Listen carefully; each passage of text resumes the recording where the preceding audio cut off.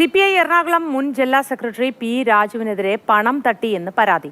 P രാജുവും ഡ്രൈവറും ചേർന്ന ബിസിനസിന്റെ മറവിൽ തട്ടിപ്പ് നടത്തി എന്നാണ് പരാതി. ഹോർട്ടികോർപ്പിൽ പച്ചക്കറി വിതരണം നടത്തിയതിലാണ് പാലാരിവട്ടം പോലീസിന് പരാതി ലഭിച്ചിരിക്കുന്നത്. എന്നാൽ ആരോപണം പി രാജു നിഷേധിച്ചു. സമയത്ത് ഇങ്ങനെ ഒരു ഹോർട്ടികോർപ്പിൽ പച്ചക്കറിയുടെ ഒരു ബിസിനസ് ഉണ്ട്.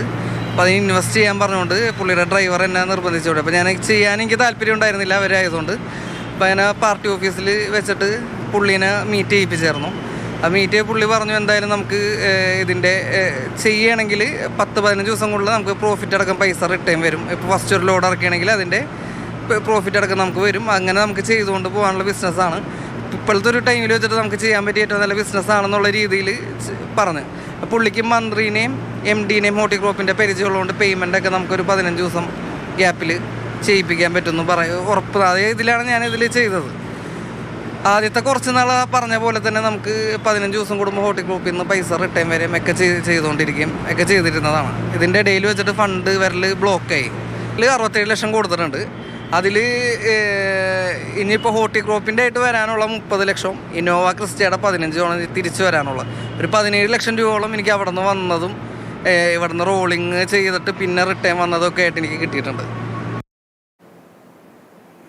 ബിനിൽ ഉണ്ട്.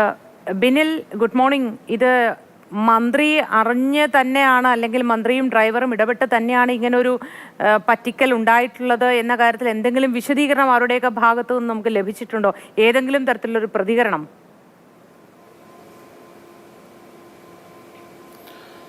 മോത്തി, ഈ പരാതിയെക്കുറിച്ച് CPIയുടെ മുൻ ജില്ലാ സെക്രട്ടറിയായ പി രാജു അദ്ദേഹവുമായിട്ട് സംസാരിച്ചിരുന്നു. പക്ഷേ അദ്ദേഹം ക്യാമറയ്ക്ക് മുന്നിൽ ഒരു പ്രതികരണത്തിന് ഈ വിഷയത്തിൽ തയ്യാറല്ല. പക്ഷേ ആരോപണങ്ങളെ പൂർണ്ണമായും നിഷേധിക്കുകയാണ് പി രാജു ചെയ്തിരിക്കുന്നത്. ഇതിൽ നമ്മൾ ശ്രദ്ധിക്കേണ്ട ഒരു കാര്യം, CPIയിൽ ഏറ്റവും വിഭാഗീയത രൂക്ഷമായ ഒരു ജില്ലയാണ് എറണാകുളം മുൻ ജില്ലാ സെക്രട്ടറിയാണ് പി രാജു. കഴിഞ്ഞ ഇടെയാണ് പി രാജുവിനെ ബ്രാഞ്ച് കമ്മിറ്റിയിലേക്ക് തരം താഴ്ത്തിയത്. അത് കഴിഞ്ഞ ജില്ലാ സമ്മേളനത്തിൽ സാമ്പത്തിക ക്രമക്കേടുമായി ബന്ധപ്പെട്ടാണ് അത്തരത്തിലൊരു പാർട്ടി നടപടി പി രാജുവിന് നേരിടേണ്ടി വന്നത്. അതിനെതിരെ പി രാജു നിലവിലെ ജില്ലാ സെക്രട്ടറി KN ദിനകരനും കുടുംബത്തിനുമെതിരെ അതിരൂക്ഷ വിമർശനവുമായി രംഗത്ത് വന്നിരുന്നു. അതിന് പിന്നാലെയാണ് ഇപ്പോൾ ഈ പരാതിയൊക്കെ വന്നിരിക്കുന്നത്. ഈ പരാതിയിൽ നമ്മൾ ശ്രദ്ധിക്കേണ്ട ഒരു കാര്യം, ഹോർട്ടികോർപ്പിന് വേണ്ടി തമിഴ്നാട്ടിൽ നിന്നും കർണാടകയിൽ നിന്നും പച്ചക്കറികൾ വാങ്ങി ഇവിടെ കൊണ്ടുവന്ന് അവർക്ക് സപ്ലൈ ചെയ്യുക എന്നതിന് വേണ്ടി ഒരു കമ്പനി ഉണ്ടാക്കിയെന്നതാണ് ഈ പരാതിയിൽ പറയുന്നത്. ഈ ഹോർട്ടികോർപ്പുമായി ബന്ധപ്പെട്ട് ഹോർട്ടികോർപ്പിന് പച്ചക്കറി നൽകി അതിൽ നിന്ന് പണം വാങ്ങുക, അതിൽ നിന്ന് ലാഭമുണ്ടാക്കുക, ഇതായിരുന്നു ഈ കമ്പനിയുടെ ലക്ഷ്യം.